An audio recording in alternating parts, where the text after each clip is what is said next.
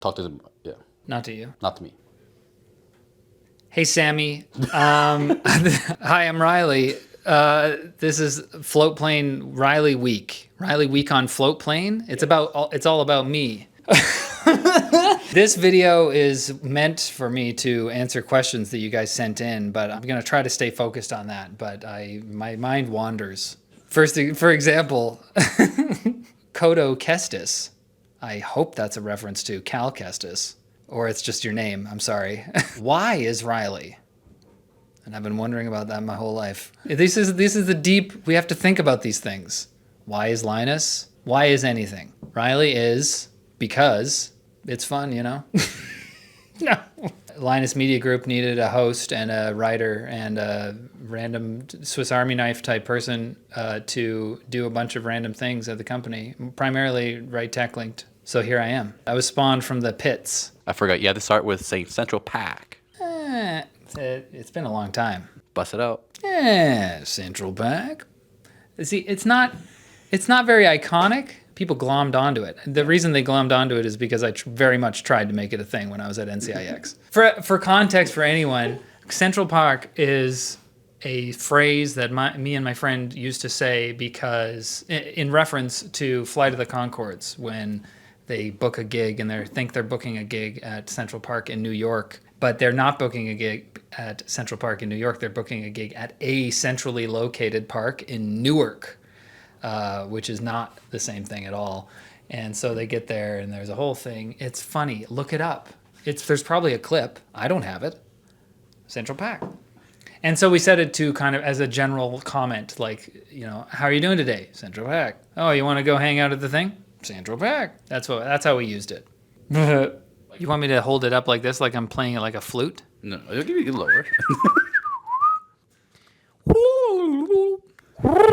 I really want you to keep a lot of this in. Valkyr OG says, hope it's not late, but Riley, comma, what has been your most interesting or favorite news to come out of TechLinked? Oh my gosh. I have an answer, but it's sort of like a love-hate thing. I think it was the whole like Elon Musk wanting to buy Twitter and then backing out and then Twitter like making him, and he ended up doing it and then ruined it. He didn't ruin it. Community Notes is great, but he kind of ruined it. We ended up talking a lot about Elon Musk, more than I ever wanted to. But it just made tech news a little more interesting. It was spicy, you know? Everything else is just kind of like routine. Like, oh, Apple released a new chip. I was like, okay. George? I don't know. What's the easiest part of the job and what's the most difficult? And I think that the easiest part of the job is honestly this kind of thing, like hosting. Some people find hosting very stressful. I've been doing it for 10 years now, so it's like if I could just go host all the time, just random things, then that would be very easy as pie. But the most difficult part is frickin' titles and thumbnails. Going through all of the sources for like the news sources for the day, trying to figure out what the heck is going on out there, and then picking the thing that we think is going to be like the most interesting, the most clickable story. Sometimes that's really easy. Sometimes, you know, Apple releases something and it's the biggest thing, and like Vision Pro. Everyone's talking about Vision Pro. All right, that's easy. When there's not a story like that, it's very, very difficult. Predicting what you will like. I don't know what you like. Come on. Oh, I have to say that? Add a 9'7" asterisk. I think it's awesome that you do voice acting and you seem to be really good at it. Thank you very much. Do you plan to pursue more voice acting projects in the future? Yeah, eventually. Haven't had nearly as much time recently as I used to have to do that kind of stuff, but I'd love to get back into it at some point. What's your favorite character that you voiced? I think it has to be the character named Riley in Star Tender's VR game that I got recruited to do by Chris Yules.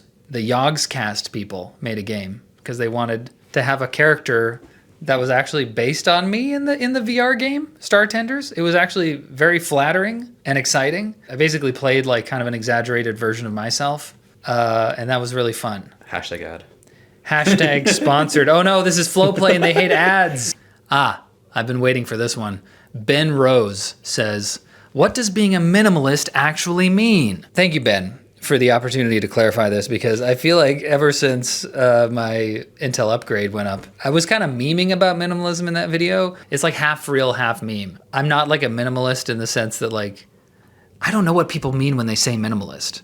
I think a lot of people say the word minimalist and they think, oh, this person has one fork, or like they got rid of the legs on their couch or something, and we don't need those. I think generally the word minimalist means somebody who tries to not have excess things. There are people in the world who like take it like so intensely, and they will have like nothing in their apartment. Yeah. And they're sitting on the floor, like a hardwood floor. For me, it's been minimalism is just kind of like trying to remind myself to be okay with throwing stuff away if I don't need it, or if I'm not going to use it. I come from a family of hoarders. You go to my parents' house, don't go to my parents' house. But if you did, it would be a little scary how much stuff is there from like 4 boys who have all grown up, and now it's just like piled high.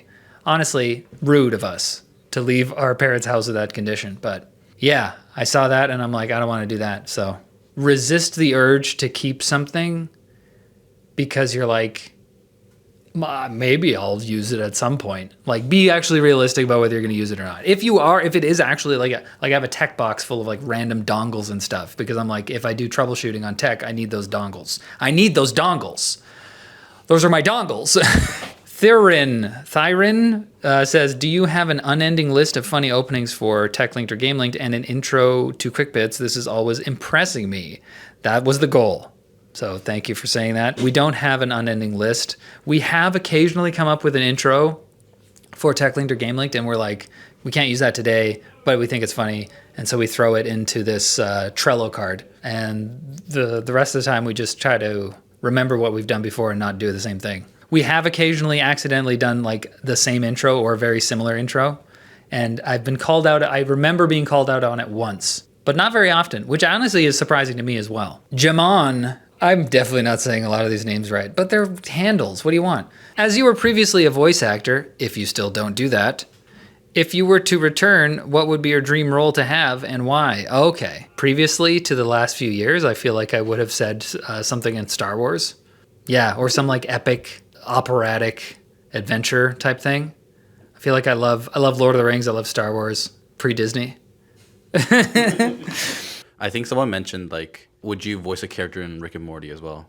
And like, who would you want to voice? Yeah, Rick and Morty would be amazing. I haven't had the opportunity to have like a straight like comedic role like that. The 2 main roles that I've gotten where I was like a series regular, they're both like dark princes. Like they're both like, I grew up with privilege, but now I'm dark and edgy.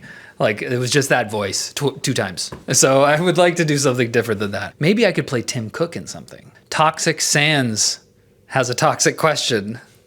Thoughts on Star Wars Outlaws or Star Wars in general? Oh yeah, that's a question. Did you just put this in to tease my Star Wars rant? TLDR for Star Wars Outlaws, it seems like I've seen some encouraging things that says that it's like not as Ubisoft-esque as previous Ubisoft games. I think most of the stuff that I've seen about Star Wars Outlaws seemed pretty cool, except that it has all this like AAA stupid stuff, season pass, unlock the skins early, etc. And all that. I hate all that.